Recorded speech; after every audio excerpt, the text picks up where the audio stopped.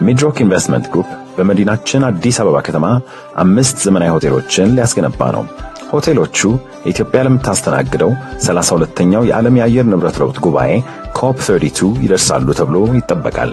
ሚድሮክ ኢንቨስትመንት ግሩፕ ሸራተን አዲስ ለግዠሪ ኮሌክሽን ሆቴል ግቢ ውስጥ እጅግ ዘመናዊ የሆነና የሸራተን አዲስ ሆቴልን ስያሜ የሚይዝ ሌላ ሆቴል ይገነባል።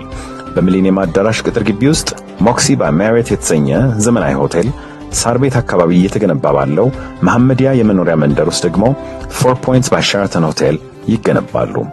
በቅርቡ የሚድሮክ ቤተሰብን የተቀላቀለው ዋቢ ሸበሌ ሆቴል በዓለም አቀፉ ኦቶግራፍ ኮሌክሽን በማሪዮት ደረጃ ታድሶ ለጉባኤው ዝግጁ ይሆናል። አፍሪካ ህብረት አጠገብ እየተገነባ ያለው ዌስቲን አዲስ ሆቴል እንደዚሁ ለማጠናቀቅ ቀሪ ስራዎች እየተሰሩ ይገኛሉ።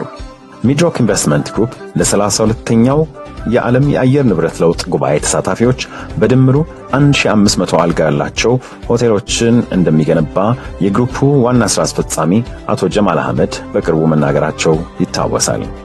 በተጨማሪም ሚድሮክ ኢንቨስትመንት ግሩፕ በክልል ከተሞች በጅማና በሐዋሳ 2 4 ፖይንትስ ባይ ሸራተን ሆቴሎችን እየገነባ ይገኛል። በባህር ዳር ደግሞ 4 ፖይንትስ ባይ ሸራተን እና ፕሮቲያ ባይ ማሪዮት ሆቴሎችን ለመገንባት ዝግጅቱን አጠናቋል። ሚድሮክ ኢንቨስትመንት ግሩፕ በቅርቡ የላንጋኖ ሳቫና ሪዞርትን በግዢ የተረከበ ሲሆን በማሪዮት ብራንዶች ዓለም አቀፍ ሪዞርት በመገንባት ወደ ስራ ይገባል።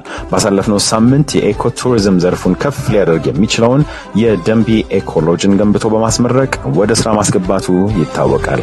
ሚድሮክ ኢንቨስትመንት ግሩፕ የሀገር ሀብት